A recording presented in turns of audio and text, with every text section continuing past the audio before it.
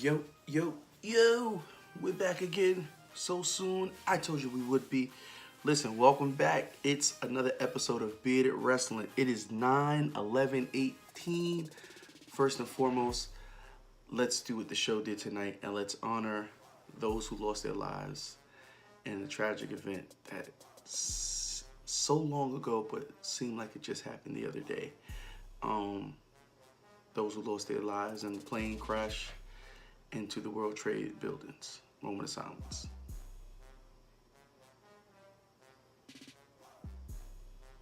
All right, listen, that's the way the show started, and that's the way we're gonna start our show. They started with the opening with the ringing of the bell for 9/11, and for those who lost family members in their own lives. Goes right into the guys bringing out Jeff Hardy. He cuts a promo. Pretty much this promo was saying, listen, Randy's never fought anybody like me. He says, and I have demons. I have tons and tons of demons. And he's never had to fight somebody with these type of demons on them, and he won't know what to do at Hell in a Cell. But before I could get to Hell in a Cell, I have to be finished, or I have to finish up the demons that I've had from before. So he says he has to finish up with the demons, and of course that demon is Shinsuke Nakamura, who speaks English when he feels like it. It's always really funny when he does that. So that's the first match of the night. We get Jeff versus Nakamura for a non-title match, because we all know that Nakamura is the U.S. Heavyweight Champion. Yes, it was a really good match. The fans are really hating Randy right now, and I wrote it down like this, so I'm going to say it. He's getting a good bad pop. If you know what a pop is, you know that it doesn't matter if they're liking you or they're hating you. It matters that they're cheering. Whether the cheer is good or bad is neither here nor there. It's just the point of the cheer. And these guys are getting it. Randy is getting it, and he just knows how to be a bad guy.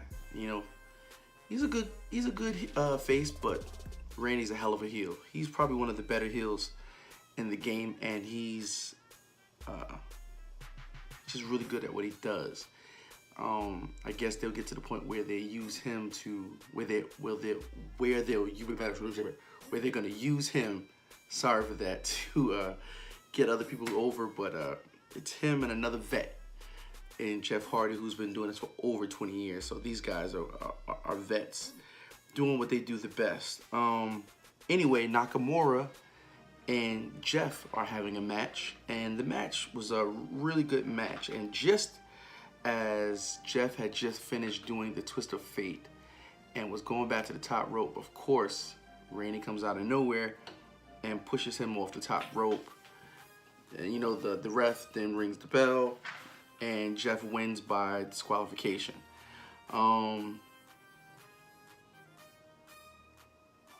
In the midst of him doing all of that, Randy wants to go. Randy goes and gets a chair, steel chair, hits Jeff a couple of times, and Jeff takes it from him, hits him. They go back and forth. They're really just getting ready for their match at Hell in a Cell, which should be a pretty good match. I'm actually looking forward to that match. Then we go into a promo with Maurice and Miz. Miz gladly barked at the reporter or the interviewer and says, hey, don't disrespect her. She's the main eventer tonight. You say Maurice and Miz. Don't say Miz and Maurice. So, pretty much saying that Bree's horrible. She's going to beat her. Then they're going to beat both her and Daniel at Hell in a Cell. Why in the ham and cheese is the main event for Smackdown Brie Bella and Maurice?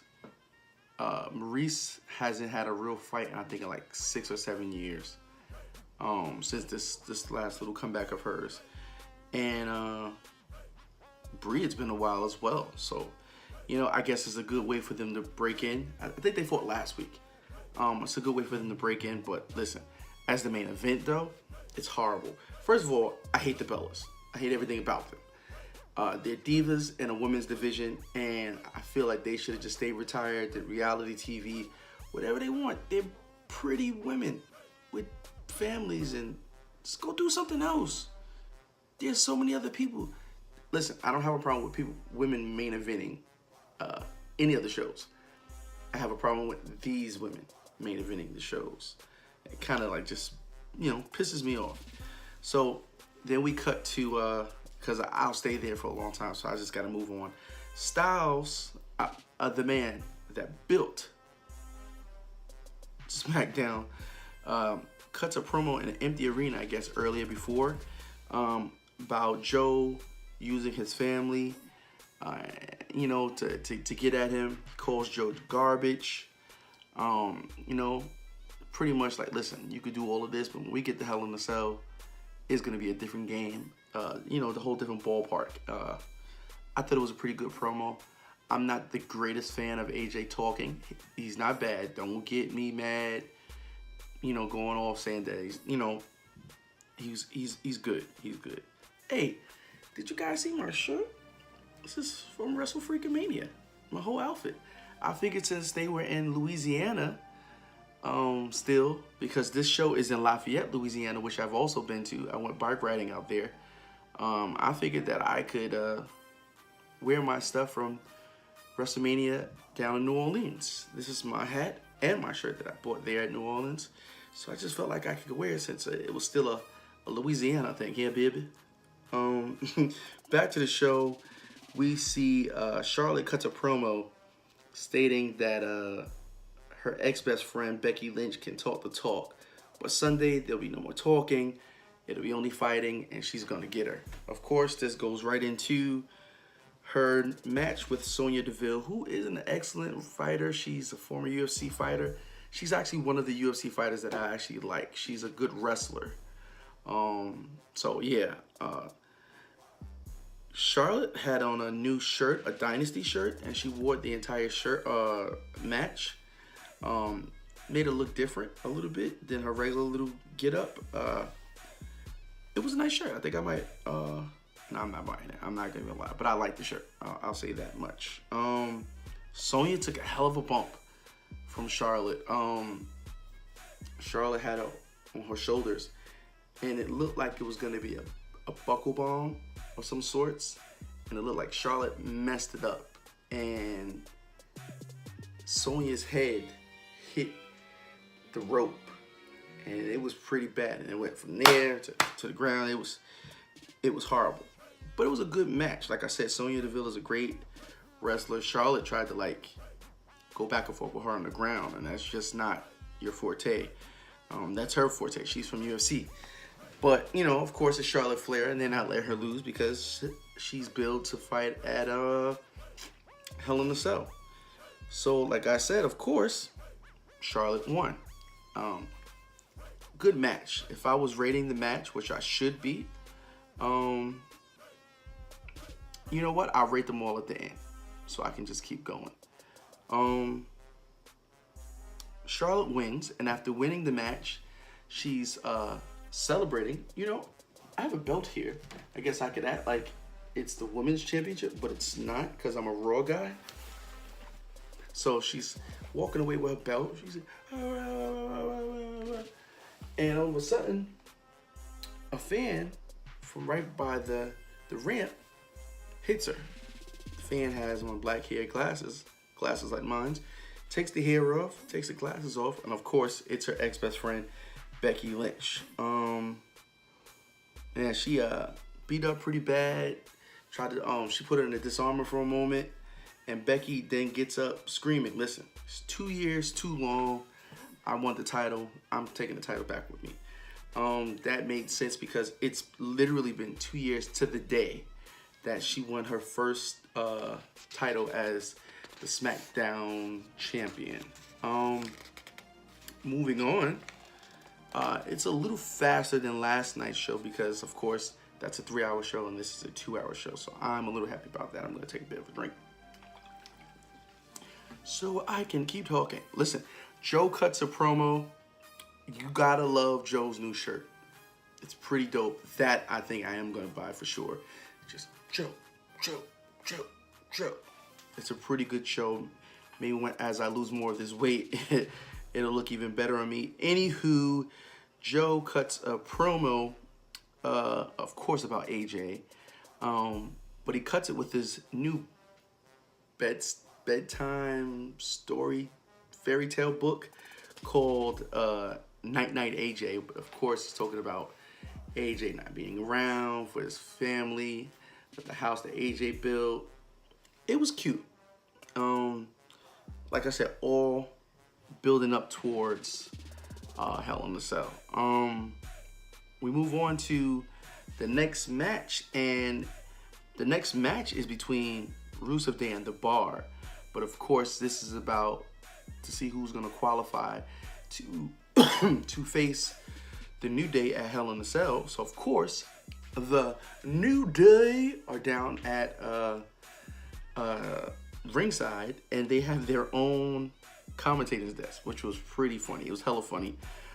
It was an orange desk, of course, the colorful guys, with pancakes all over the table, Bootio boxes, and Big E was actually sitting there mixing pancakes. In the midst of all of that, Kofi cuts to reporter Kramer Kingston, who was actually still Kofi, with a blonde wig on. Tries to get an interview with The Bar, kind of like, say I'm Kofi, and they're in the back. They're going back and forth talking. It was pretty funny. And then he cuts back to himself. And then the actual match starts, which is with Rusev Day, a.k.a. Rusev and Aiden English versus The Bar. Pretty good match. Listen, Rusev is a great competitor. Aiden English is good for what he's good for. And of course, Sheamus and Army, Swiss Army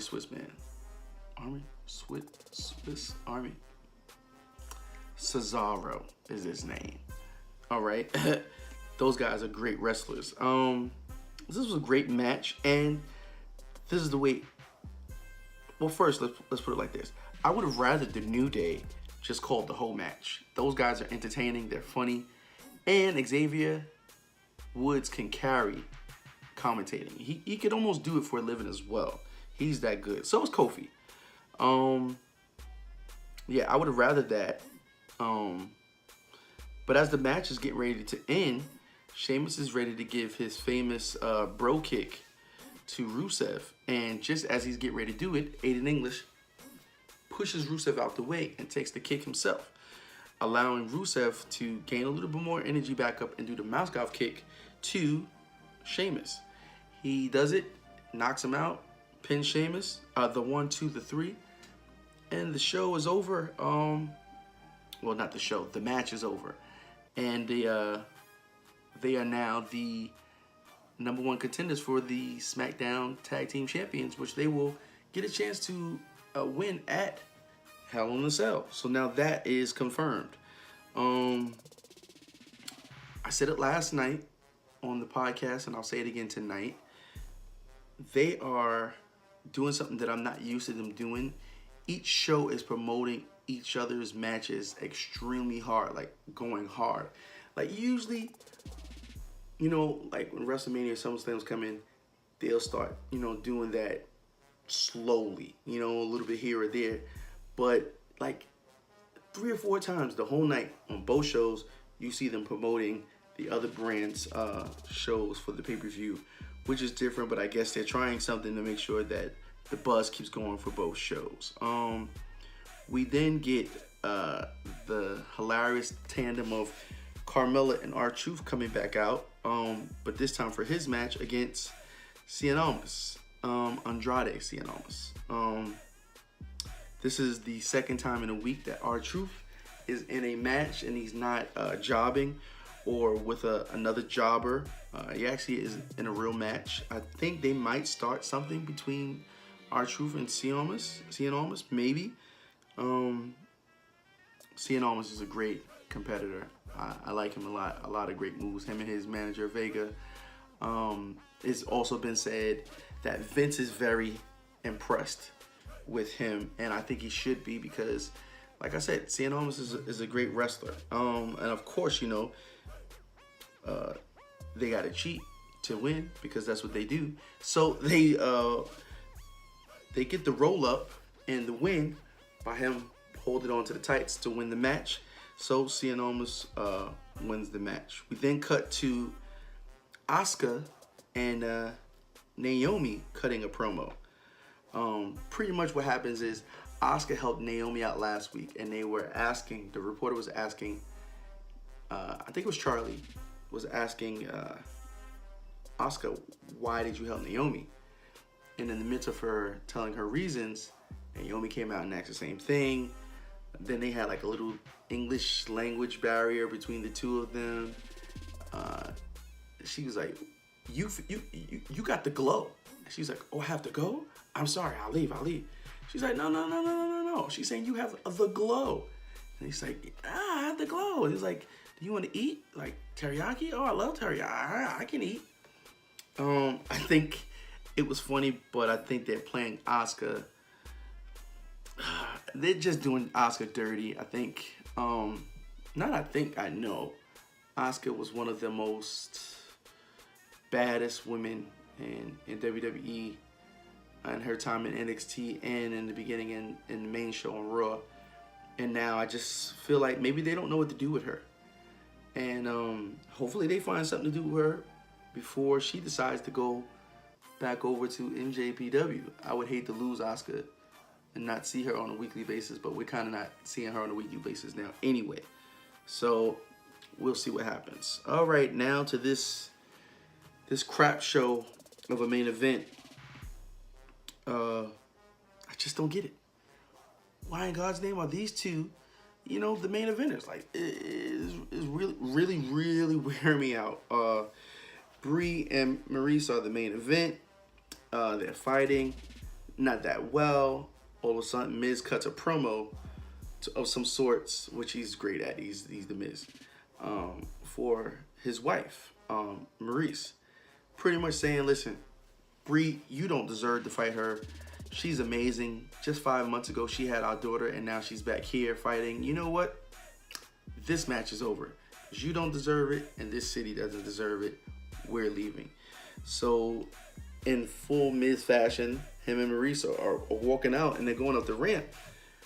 Daniel Bryan starts talking to Brie, and I guess they confer like, oh, go get her. So she goes to get Maurice. Maurice brings her back in. They fight some more. They're going back and forth. All of a sudden, what happened there? Oh, Brie is getting ready to do the yes lock, and she has it locked in. All of a sudden, the Miz grabs Brie's leg, pulls out the ring. Bing, bing, bing. Brie wins as per DQ. They go back and forth. Daniel and The Miz, Maurice, and Brie, they going back and forth, blah, blah, blah. Pretty much it ends with, before it ends, The Miz pushes Daniel Bryan off the side of the ring mat, and bumps into Brie. While he's checking on Brie, Miz starts beating up Daniel Bryan. Brie gets back up. She's fighting Maurice. Then, of course, The Miz comes back again, and he's looking to help his wife, which pretty much goes to the end where Daniel Bryan knocks The Miz out and goes, listen, I'm going to punch you in your face. You shouldn't have touched my wife. Get up so I can punch you in your face. When he gets up, Daniel Bryan doesn't punch him in his face, but of course, Brie punches him in his face. The show goes off air. All right. That is Smackdown Live. So like I said, I'm going to give it a rating per match, promo, or whatever, and then I'll give it a full rating all the way through the bearded rating system, which I will put up so you can see how I'm rating everything. So let's go with it. Opening the ringing bell, I'm going to give that a 5 because that's honorable, and they do the honorable thing. Jeff Hardy cuts a promo. I'm gonna give that a 3. Jeff versus the Nakamura match. I'll give it a 3. Promo with The Miz, 2. That being the main event, 2. Styles promo, 3. Sonya Deville versus Charlotte, 3. Charlotte cutting the promo before the match, a 2.5. That's what I'll do. I'll do a 2.5 for that. Becky Lynch beating up Charlotte. I'll give it a 3. They want her to be a heel so much, but the fans are loving it. I think everybody's been waiting for her to go heel for a long time. You know, to stop being the goody-goody. We got a couple more that we want them to do that. So she's still not getting the heel look that she wants, but it's good. So I'm going to give it a 3. Joe cuts a promo. Joe's promo was good. I'll give it a 3.5. Yes, I will. New Day, 4. Everything about the New Day, 4. Rusev versus The Bar, I give it a 3. Both shows promoting each other the way that did that, a 2. 2 there, yeah. Carmella and R-Truth for Cien Almas, I'll give that a 2.5. And I could be objective even though this is not my favorite show. If Bo was here, he'd probably give it a higher rating. But I'm not. So because it's just me, I won't. The match between Cien Almas and R-Truth, I'll give it a 2.5 because I like Cien Almas and he did a pretty good match. Asuka versus Naomi, the promos, not versus, but that promo, I'll give it a 2.5. It was a tad bit racist. Just calling it how I see it. Brie, main event, I'm just giving it a 2. If they lucky, I don't give it a 1. So let's look at this. 2, 2, 2, 2, 2, 3, 4, 3.5, 3, 2.5, 3, 2, 2, 3, 3, 5. So the rating for the show will get a 3.5. That is for the entire show. It is what it is. Hey, listen, it's been great talking to you guys about Smackdown Live. Next up is 205 Live. We're going to try to get that out as soon as possible as well. We love bringing this content to you. Please check out our Instagram, where we are on there all day giving you rumors, updates, anything that we find out about all different shows, whether it's WWE, all of the brands. I'm not going to name all of their shows. ROH, NJPW, NWA. We got to do NWA because Cody's there. You know, we got to do it. I follow them though. AAA. If I hear about it, I'm gonna talk about it. And if you want me to do a show on a wrestling brand that you don't think that I'm doing enough on, let me know and I'll do it because I love wrestling. Listen, follow us at bearded_wrestling on Instagram. Same thing for Facebook. On YouTube, it's just straight Bearded Wrestling. SoundCloud is Bearded Wrestling, or you can always email us at beardedwrestling1@gmail.com. Listen, guys, thanks for viewing and sharing. Comment below, say something nice. Don't catch these hands. And thanks for viewing. Peace out, guys. Later.